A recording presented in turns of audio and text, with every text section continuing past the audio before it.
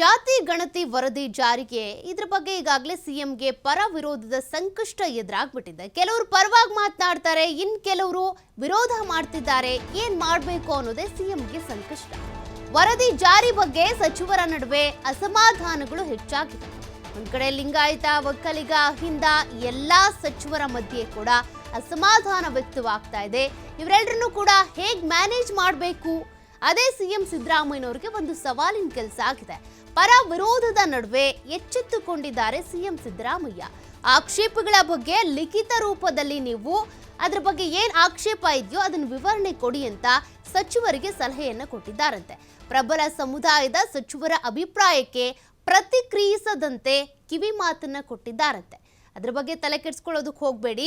ನೀವು ನಿಮ್ಮ ಅಭಿಪ್ರಾಯಗಳನ್ನ ಏನಕ್ಕೆ ಆಕ್ಷೇಪ ವ್ಯಕ್ತಪಡಿಸ್ತಾ ಇದ್ದೀರಾ, ಏನಕ್ಕೆ ಜಾರಿ ಆಗಬೇಕು ಅಂತಿದ್ದೀರಾ, ಅದನ್ನ ಲಿಖಿತ ರೂಪದಲ್ಲಿ ಕೊಡಿ ಅಂತ. ಮೊದಲು ಪ್ರಬಲ ಸಮುದಾಯಗಳ ಸಚಿವರ ಆತಂಕ, ಆಕ್ಷೇಪಗಳ ಬಗ್ಗೆ ಒಕ್ಕಲಿಗ, ಲಿಂಗಾಯತ ಸಚಿವರ ವಿರೋಧವನ್ನ ಬಗೆಹರಿಸೋದಕ್ಕೆ ಅಂತ ಚಿಂತನೆ ನಡೆಸಿದ್ದಾರಂತೆ ಸಿಎಂ ಸಿದ್ದರಾಮಯ್ಯ. ಬಳಿಕ ಉಳಿದ ಸಮುದಾಯದ ಕುರಿತು ಚರ್ಚೆ ಮಾಡೋಣ ಅಂತೇಳಿ ಸಿಎಂ ಹೇಳಿದ್ದಾರಂತೆ. ಇನ್ನು ಜಾತಿ ಗಣತಿ ಜಾರಿ ಬಗ್ಗೆ ಎಚ್ಚರಿಕೆ ಹೆಜ್ಜೆ ಇಡೋದಕ್ಕೆ ಸಿಎಂ ಸಿದ್ದರಾಮಯ್ಯ ಮುಂದಾದ್ರ ಅಂತ. ನೋಡಿ, ಹಿಂದೆ ಎಚ್.ಡಿ. ಕುಮಾರಸ್ವಾಮಿ ಅವರು ಸಿಎಂ ಆದಾಗಲೂ ಇದ್ರ ಬಗ್ಗೆ ತೀರ್ಮಾನ ತೆಗೆದುಕೊಳ್ಳಿಲ್ಲ. ಬೊಮ್ಮಾಯಿ ಅವರಾದ್ರು, BS ಯಡಿಯೂರಪ್ಪ ಆದ್ರು. ಯಾಕೆ ಅಂತ ಅಂದ್ರೆ ಇದು ಜೇನುಗೂಡು ಇದ್ದಂಗೆ. ಅದಕ್ಕೆ ಕಲ್ಲು ಹೊಡೆದ್ರೆ ಹುಳುಗಳು ಬಂದು ನಮಗೆ ಕಚ್ಚುತ್ತೆ ಅನ್ನೋದು ಗೊತ್ತಿರುತ್ತೆ ಮುಖ್ಯಮಂತ್ರಿ ಆದವ್ರಿಗೆ. ಹಾಗಾಗಿನೇ ಇದ್ರ ಬಗ್ಗೆ ಯಾರೂ ತಲೆ ಕೆಡಿಸ್ಕೊಂಡಿರಲಿಲ್ಲ. ಸಿದ್ದರಾಮಯ್ಯನವರು ಕೂಡ ಸಿಎಂ ಆದಾಗಲೂ ಈ ವರದಿ ಬಂದಿತ್ತು. ಅವರು ಆಗ ತೆಗೆದುಕೊಳ್ಳೋ ಅಷ್ಟರಲ್ಲಿ ಅವರ ಅಧಿಕಾರಾವಧಿ ಮುಗ್ದಿತ್ತು. ಮತ್ತೆ ಸಾಕಷ್ಟು ಬೇರೆ ಬೇರೆ ವಿಚಾರಕ್ಕೆ ಸಂಬಂಧಪಟ್ಟಂತೆ ಅವರು ಅದನ್ನ ಆಗ ಸ್ವೀಕಾರ ಮಾಡಿರಲಿಲ್ಲ. ಬಟ್ ಈಗ ಸ್ವೀಕಾರ ಆಗಿದೆ, ಅನುಷ್ಠಾನ ಆಗುತ್ತಾ ಇಲ್ಲ ಅನ್ನುವಂಥ ಒಂದು ಪ್ರಶ್ನೆ ಇದೆ. ಕಾರಣ ಒಕ್ಕಲಿಗ, ಲಿಂಗಾಯತ ಸಮುದಾಯದ ಅಸಮಾಧಾನ ಇದೆ, ಆಕ್ಷೇಪ ಇದೆ, ನೀವು ಜಾರಿ ಮಾಡಲೇಬಾರ್ದು, ಇದು ಅವೈಜ್ಞಾನಿಕ ವರದಿ ಅಂತ.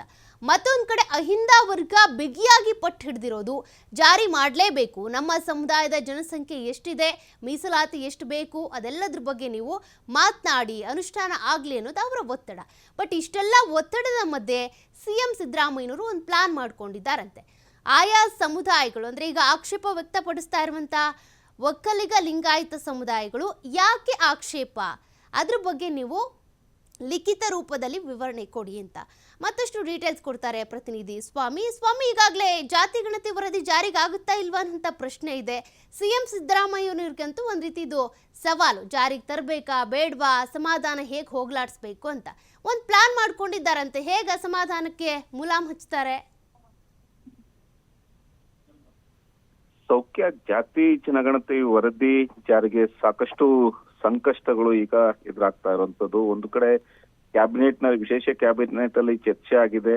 ಸ್ವಪಕ್ಷದ ನಾಯಕ ಸಚಿವರಿಂದಲೇ ಸಾಕಷ್ಟು ಆಕ್ಷೇಪಗಳು ಎದುರಾಗಿರುವಂತದ್ದು, ಪರ ವಿರೋಧ ಚರ್ಚೆ ಶುರುವಾಗಿರುವಂತದ್ದು. ಹಾಗಾಗಿ ಒಂದಿಷ್ಟು ಸಮಯಾವಕಾಶವನ್ನು ತೆಗೆದುಕೊಳ್ಳೋದಕ್ಕೆ ಈಗ ಸಿಎಂ ಸಿದ್ದರಾಮಯ್ಯನವರು ಮುಂದಾಗಿರುವಂತದ್ದು. ಜೊತೆಗೆ ಸಚಿವರ ಆಕ್ಷೇಪಗಳು ಏನಿದೆ, ಆಕ್ಷೇಪಗಳಿಗೆ ಸಂಬಂಧಪಟ್ಟಂತೆ ಲಿಖಿತ ರೂಪದಲ್ಲಿ ಕೊಡಿ, ಏನೇನು ಆಕ್ಷೇಪ ಇದೆ ಅನ್ನೋದ್ರ ಬಗ್ಗೆ ಈಗಾಗಲೇ ಸಿಎಂ ಸಿದ್ದರಾಮಯ್ಯನವರು ಕ್ಯಾಬಿನೆಟ್ ನಲ್ಲಿ ತಮ್ಮ ಸಚಿವರಿಗೆ ಸಲಹೆಯನ್ನ ಕೊಟ್ಟಿರೋದು. ಇದು ಒಂದ್ ಕಡೆ ಆದ್ರೆ, ಮತ್ತೊಂದು ಕಡೆ ಸಚಿವರಲ್ಲೇ ಅಪಸ್ವರಗಳು ಶುರುವಾಗಿದೆ. ಅಂದ್ರೆ ಒಂದು ಕಡೆ ಪರ, ಮತ್ತೊಂದು ಕಡೆ ವಿರೋಧ. ಹಾಗಾಗಿ ಯಾವ ರೀತಿ ಇದನ್ನ ಜಾರಿಗೆ ತರಬೇಕು ಅನ್ನೋದು ಸಿಎಂ ಸಿದ್ದರಾಮಯ್ಯನವರ ಮುಂದೆ, ಜೊತೆಗೆ ಸರ್ಕಾರಕ್ಕೆ ದೊಡ್ಡ ಸವಾಲಾಗಿರುವಂತದ್ದು. ಒಂದು ಕಡೆ ಅಹಿಂದ ವರ್ಗದ ಸಚಿವರು ಈ ಜಾತಿ ಜನಗಣತಿ ವರದಿ ಜಾರಿ ಆಗ್ಲೇಬೇಕು ಎಂಬ ಆಗ್ರಹ ಮಾಡಿದ್ದಾರೆ, ಪಟ್ಟು ಹಿಡಿದಿರುವಂತದ್ದು. ಮತ್ತೊಂದು ಕಡೆ ಲಿಂಗಾಯತ ಸಮುದಾಯ ಹಾಗೂ ಒಕ್ಕಲಿಗ ಸಮುದಾಯದ ಸಚಿವರು ಇದರ ಬಗ್ಗೆ ಆಕ್ಷೇಪಗಳನ್ನ ವ್ಯಕ್ತಪಡಿಸ್ತಾ ಇದ್ದಾರೆ. ವೈಜ್ಞಾನಿಕವಾಗಿ ಆಗ್ಬೇಕು ಅನ್ನೋದು ಕೂಡ ಆಗ್ರಹ ಪಡಿಸ್ತಾ ಇರುವಂತದ್ದು. ಹಾಗಾಗಿ ತಮ್ಮ ಸಮುದಾಯದ ಪರ ನಿಂತಿರುವಂತಹ ಸಚಿವರು ಹಾಗೂ ಏನು ವರದಿ ಜಾರಿ ಆಗ್ಲೇಬೇಕು ಅನ್ನೋದು ನಿಂತಿರುವಂತ ಮತ್ತೊಂದು ಟೀಮ್. ಹಾಗಾಗಿ ಯಾರ ಪರ ಯಾರ ವಿರೋಧ ಕಡೆ ಈಗ ತೀರ್ಮಾನ ಮಾಡ್ಬೇಕು ಅನ್ನೋದು ದೊಡ್ಡ ಸವಾಲಾಗಿರುವಂತದ್ದು. ಹಾಗಾಗಿ ಪರ ವಿರೋಧದ ಚರ್ಚೆ ಸಾಕಷ್ಟು ಮಾಧ್ಯಮಗಳ ಮುಂದೆ ಅಥವಾ ಜನರ ಮುಂದೆ ಆಗ್ಬಾರ್ದು. ಹಾಗಾಗಿ ಎಚ್ಚೆತ್ತುಕೊಂಡಿರುವಂತಹ ಸಿಎಂ, ಅಂದ್ರೆ ಇದರ ಪರ ವಿರೋಧ ಚರ್ಚೆ ಆದಷ್ಟು ಇನ್ನಷ್ಟು ಅಸಮಾಧಾನಕ್ಕೆ ವೇದಿಕೆ ಸೃಷ್ಟಿ ಮಾಡ್ಕೊಟ್ಟಂಗಾಗುತ್ತೆ. ಹಾಗಾಗಿ ಇದಕ್ಕೆ ಸಂಬಂಧಪಟ್ಟಂತೆ ಯಾರು ಕೂಡ ವ್ಯತಿರಿಕ್ತ ಹೇಳಿಕೆಗಳನ್ನ ಕೊಡಬಾರ್ದು ಎಂಬುದು ಈಗಾಗಲೇ ಸಿಎಂ ತಮ್ಮ ಆಪ್ತ ಸಚಿವರಿಗೆ ಸಲಹೆ ನೀಡಿದ್ದಾರೆ ಎಂಬ ಮಾಹಿತಿಗಳು ಕೂಡ ಲಭ್ಯವಾಗಿದೆ. ಯಾಕೆಂದ್ರೆ ಒಂದು ಕಡೆ ಪ್ರಬಲ ವರ್ಗದ ಸಮುದಾಯದ ನಾಯಕರು ಕೂಡ ಹೇಳಿಕೆ ಕೊಡೋದು, ಮತ್ತೊಂದು ಕಡೆ ಅಹಿಂದ ವರ್ಗದ ಸಚಿವರು ಹೇಳಿಕೆ ಕೊಡುವಂತದ್ದು. ಆದ್ರೆ ಇದು ಸರ್ಕಾರಕ್ಕೆ ಇನ್ನಷ್ಟು ಡ್ಯಾಮೇಜ್ ಆಗುತ್ತೆ. ಅಂದ್ರೆ ಸಚಿವರಲ್ಲೇ ಒಮ್ಮತವಾದ ಅಭಿಪ್ರಾಯಗಳಿಲ್ಲ ಜಾತಿ ಜನಗಣತಿ ಜಾರಿ ಆಗೋದ್ರ ಬಗ್ಗೆ.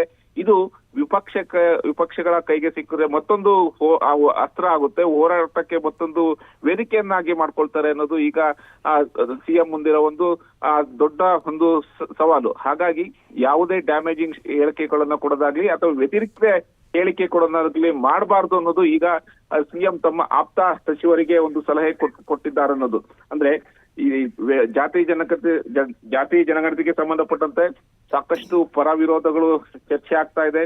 ಪ್ರಬಲ ಸಮುದಾಯದ ಮುಖಂಡರು, ಸಮುದಾಯಗಳ ನಾಯಕರು ಸಾಕಷ್ಟು ಆಕ್ಷೇಪಗಳನ್ನ ವ್ಯಕ್ತಪಡಿಸ್ತಾ ಇದ್ದಾರೆ. ಇದು 10 ವರ್ಷಗಳ ಹಿಂದೆ ಆಗಿರುವಂತ ಒಂದು ವರದಿ. ಹಾಗಾಗಿ ಇದನ್ನ ವೈಜ್ಞಾನಿಕವಾಗಿ ಮಾಡಬೇಕು.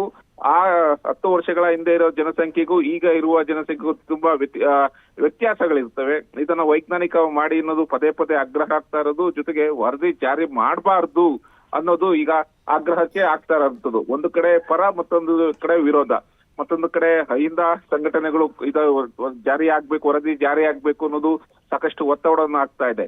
ಈ ಒತ್ತಡಗಳ ಹಾಗೂ ಪರ ವಿರೋಧಗಳ ನಡುವೆ ಯಾವುದೇ ಒಂದು ಡ್ಯಾಮೇಜ್ ಆಗ್ಬಾರ್ದು, ಅಂದ್ರೆ ಪಕ್ಷಕ್ಕಾಗ್ಲಿ ಸರ್ಕಾರಕ್ಕಾಗ್ಲಿ ಡ್ಯಾಮೇಜ್ ಆಗ್ಬಾರ್ದು. ಜೊತೆಗೆ ಸಚಿವರ ಒಂದು ಹೇಳಿಕೆಗಳಿಂದ ಕೂಡ ಇನ್ನಷ್ಟು ಸರ್ಕಾರಕ್ಕೆ ಡ್ಯಾಮೇಜ್ ಆಗ್ಬಾರ್ದು ಅನ್ನೋದು ಈಗ ಸಿಎಂ ಸಲಹೆ ಕೊಟ್ಟಿರುವಂತದ್ದು. ಅಂದ್ರೆ ವ್ಯತಿರಿಕ್ತವಾದ ಹೇಳಿಕೆಗಳನ್ನ ಕೊಡೋದು ಬೇಡ ಎಂಬ ವಿಚಾರಗಳನ್ನ ಹೇಳಿರುವಂತದ್ದು.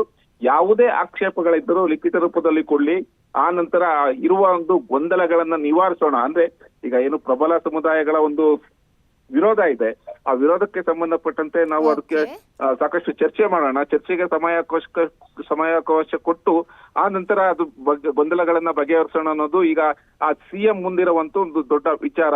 ಸೌಖ್ಯ. ಥ್ಯಾಂಕ್ ಯು ಸ್ವಾಮಿ ಡೀಟೇಲ್ಸ್ಗೆ.